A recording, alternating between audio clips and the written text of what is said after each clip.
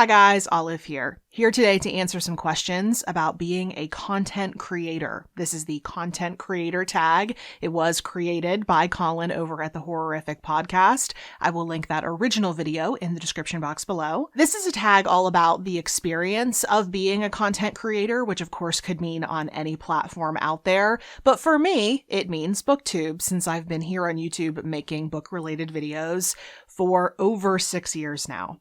So let's get started on the questions. Question number 1 is, what made you decide to be a content creator? This requires a story. It's a short one, but it does require a story. In 2013, I was just getting back into reading for pleasure. In case you didn't know this about me, I didn't really read all that much for pleasure in high school and college. I was busy doing a bunch of reading for school, doing my schoolwork. I was working in high school and in college. So I just didn't really have time. It wasn't a priority for me. But then once I got out of college, very shortly after I got out of college, I wanted reading to become a part of my life again. So in 2013, I started reading again. And then very shortly thereafter, I started discovering the bookish internet. So different bookish websites and book riots and their podcasts. I started becoming more involved. And then around that time, I don't remember precisely when, and I don't remember precisely how, but I discovered Booktube. And I went down the rabbit hole. Booktube back in 2014, 2015 was a much different place. It was a much smaller place. And yet it was still dominated by YA books, but there was this tiny little community of people who would read adult books or classics, sometimes nonfiction. And so I became very, very invested in watching their channels.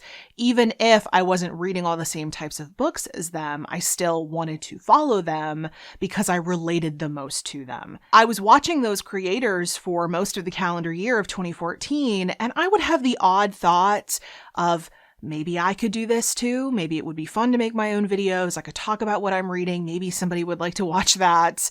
But I felt like there wasn't really a place for me here for a couple of different reasons. First and foremost, my confidence level wasn't great at that time in my life.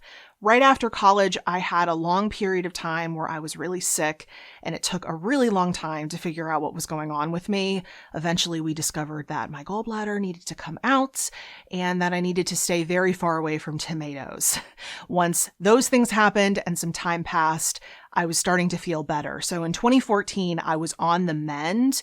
But I had spent about a year prior to that being incredibly down and depressed, sick all the time, not knowing why in my early 20s I was feeling like that. I just wanted to get back to my life. So I was kind of coming out of that dark period in my life. So I wasn't really feeling as though I had a lot to contribute, that I was all that interesting. Also at that time, I didn't really see any content creators who focused on nonfiction. The group of content creators, the group of booktubers who I was watching at the time, regardless of what they read, I just liked watching them. They would pick up the occasional nonfiction book, but it wasn't the focus. It wasn't the majority of what they read. So I was kind of worried in the back of my mind, like, is anyone going to be interested hearing me talk about nonfiction books? Just as a side note, because I think it's funny to point out, if you go back to my older videos, you'll notice that I was reading so much more fiction back then than I am right now. And I think I was doing that partially because I wanted to get to know myself as a fiction reader and see if I could like fiction as much as I knew I liked nonfiction. But also, I think there was a part of me that just assumed you had to read mainly fiction in order for anyone to care about what you were talking about here on this platform. So I took about 6 months and I just chewed on the idea. Some days I felt that I really wanted to do it. Other days I really didn't want to do it. But it was eventually my husband who talked me into doing it. He had this really, really old camcorder that he used with his high school friends. So I knew I could use that. I wasn't going to have to put any kind of financial investment into starting the channel right up front. I didn't use a tripod. I balanced a chair, one of our dining room chairs, on top of one of our side tables, and then put the camcorder on top of that. So you can tell my old videos, they're all shaky because anytime I would move around or shake the floor a little bit, put a book down and it would shake the floor, the camera would move. It really was my husband who gave me that final push though, because he kept saying, if you hate it, you can just stop.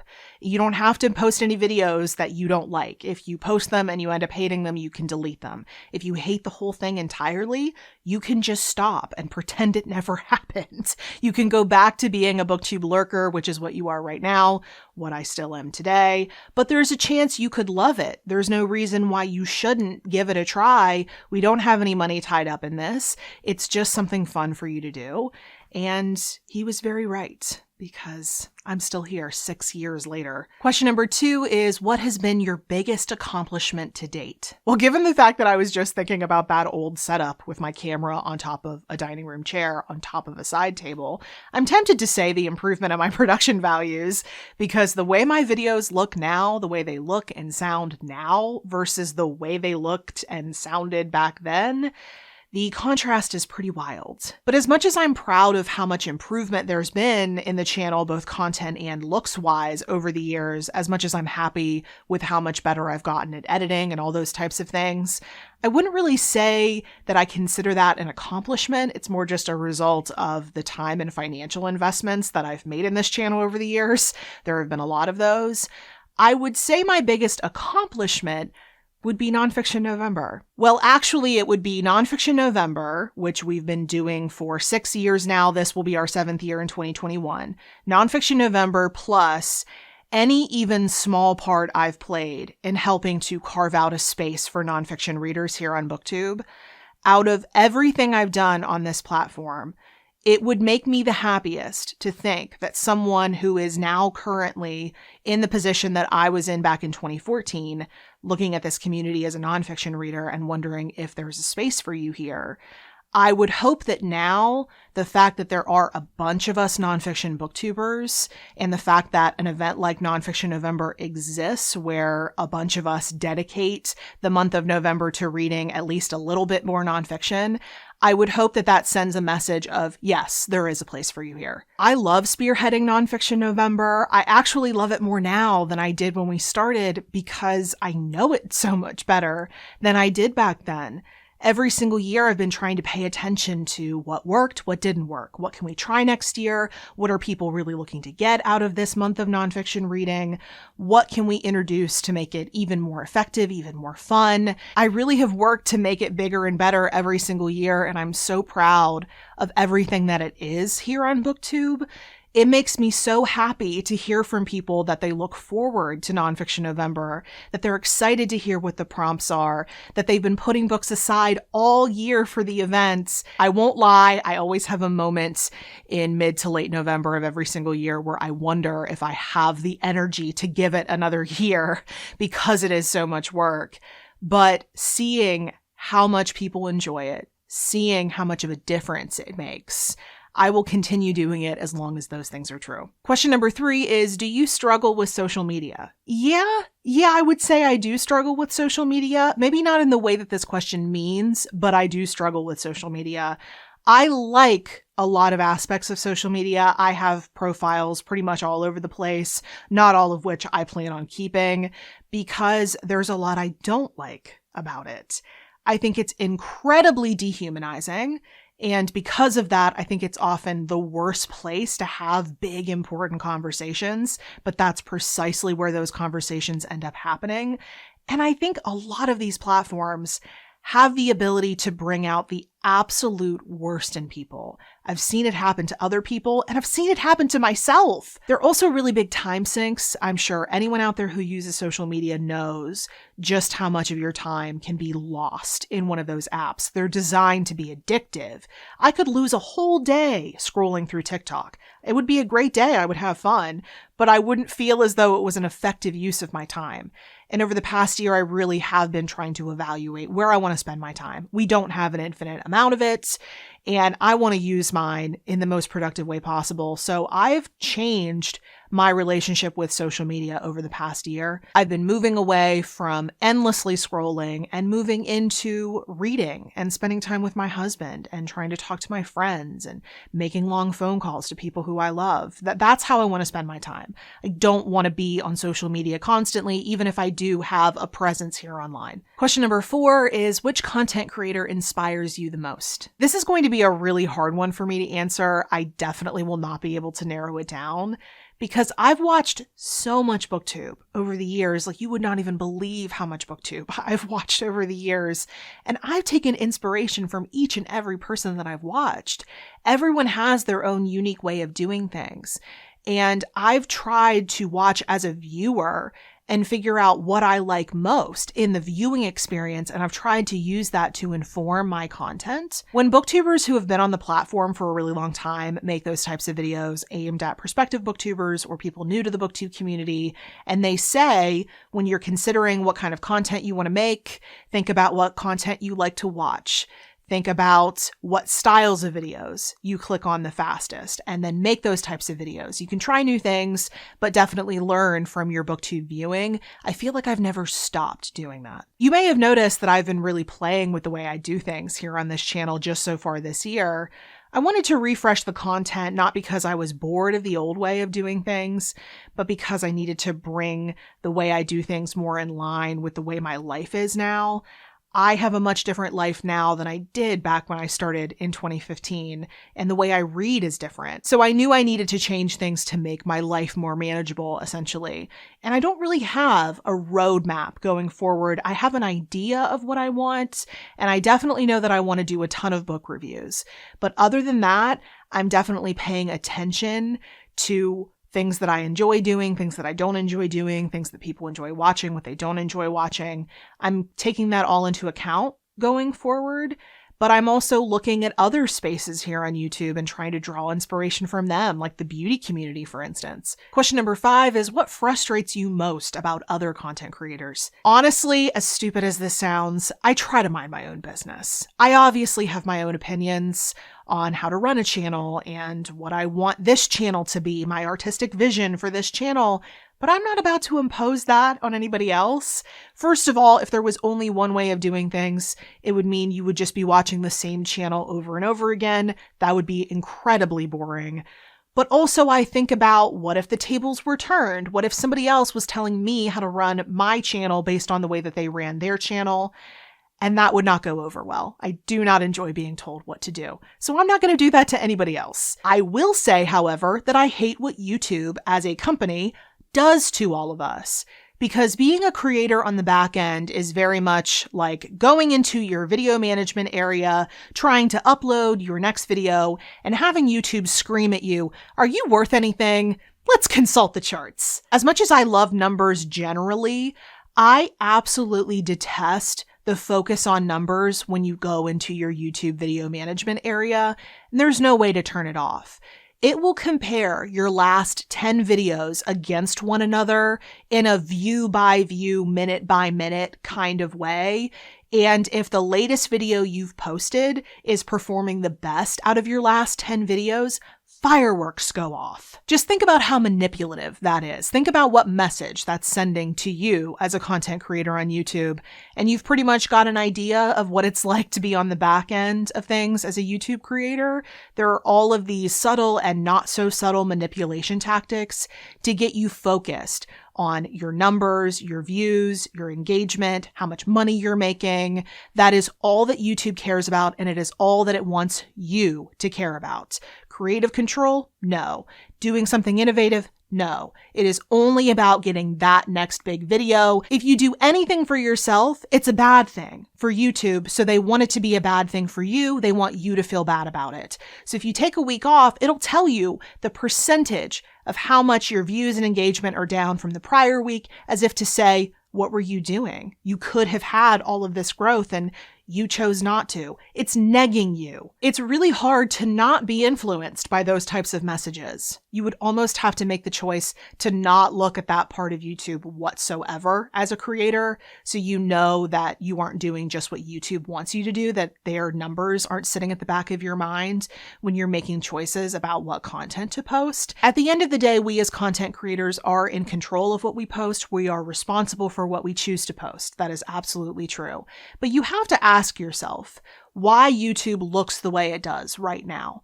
Are these insistent, obnoxious messages that are so numbers focused from YouTube encouraging us to innovate, encouraging us to take risks, encouraging us to make content that might take a while to find its footing? I don't think so. I made a very deliberate choice at the turn of the year that not only was I going to start disregarding that feedback, but I was actually going to start holding it in contempt, because I cannot allow this platform's sole focus on numbers, meaning sole focus on money. I cannot allow that to suck the fun and creative freedom out of running this channel. This is already so much work for me. It is not my full-time job. Why would I just hand over the joy of running this channel? That's not what this is about for me. So yeah, that's what frustrates me. Question number 6 is, what frustrates you the most about your own content? I get really frustrated with myself because I struggle with sharing things that are more personal. I will talk about books all day long. I'll talk about different subjects all day long. I'm totally fine sharing my opinions about those. But the details of my personal life, I'm very, very protective of. Even some of my friends, it takes me a really long time to share details about my personal life. It's just kind of who I am. I get really frustrated because I see other content creators being totally comfortable inviting people into their day-to-day lives, showing them what they had for breakfast that morning, or talking about their deepest, darkest fears and vulnerabilities. And I'm so envious of their ability to do that because I have never felt comfortable doing it, ever. I wish I could. I know it's so nice for viewers, followers, whatever you want to call them on whatever platform you're on.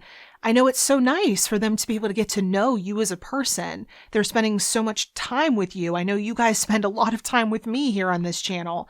And I would like you to know the different sides of me. I would ideally like to feel comfortable inviting people in so that they can see all those different sides to me, because I am different when I'm not filming, but it's not that I'm being inauthentic when I'm on camera. It's that I know that I'm there to do a job. So professional Olive is what you get. And I like that. I like that my videos are more professional, but I wish it was more apparent that I'm also really silly. I like to joke around. There's a reason why I've worked with kids a lot throughout my life. I like to play Animal Crossing and I like to watch reality TV. These are all parts of who I am, but it's not apparent as much as I would like it to be. And question number 7 is, how do you motivate yourself to keep going? In the spirit of being completely raw, completely honest in this video, it's really hard sometimes. There have been a lot of moments over the past over 6 years now, more than I can count on 2 hands, more than I can count on 2 hands and both feet, where I've wondered if it's worth it to keep on going, where I've wondered if I've fallen prey to the sunken cost fallacy, because I've been doing this consistently for 6 years without any real break. I have sacrificed so much of my time and energy to put into this channel. I have chosen to do this over spending time with friends, watching a new TV show that I want to watch, going to visit family, going on a vacation. I've chosen to do this over that a lot of different times. So I wonder, do I keep on doing it because I want to, because I love it? Or do I keep on doing it because I don't want all that time I've spent to be wasted? I have hard days. I have days where I wish I didn't have this channel. I'm not going to pretend that I don't have those. There are days where all of this gets to be really, really overwhelming. I didn't set out to have a channel of this size, so I'm kind of figuring it out as I go along. There are days when I get rude comments where I just want to stop doing it completely, because you would not believe the things people feel comfortable saying to you when you're some kind of public figure online. I was not anticipating any of this, and I'm trying to figure it out. So yes, I have moments where I don't want to keep going. But when things get hard like that, when I feel so wrung out and exhausted, I think back to how good it feels to go from just a concept of a video to a completed thing that I can share with you, that I'm really proud of, that I've done my best to make as good as it possibly can be. I have complete creative control over this channel, and that's not something that can be said about all different creative things. Even publishing a book, the publisher has so much control of that. When you sell it to them, I get to choose what happens on this channel, and while that's a tremendous amount of responsibility, that is so much creative freedom. And I draw so much joy out of that. I truly love making these videos.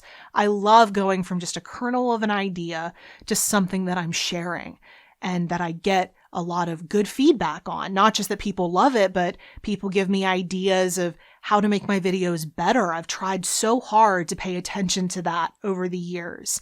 And this process in general challenges me in all the best ways. I do believe that I am a better person because I have this channel, all the different things that it's opened my eyes up to, all the different ways that it's challenged me on a creative and personal level. So that's what motivates me to put one foot in front of the other, because I get more than it takes. So now that I'm completely emotionally exhausted, I'll call it a day for the content creator tag. If you have any comments or questions about anything you've seen in this video or about anything in general, you can put those in the comment section below. But if you would like to keep up with what I'm reading and writing about right now, you can find me on social media and other places. The links to all of my profiles will be in the description box below. Thank you so much for watching. I hope you're having a wonderful day. I'll see you in the next video. Bye.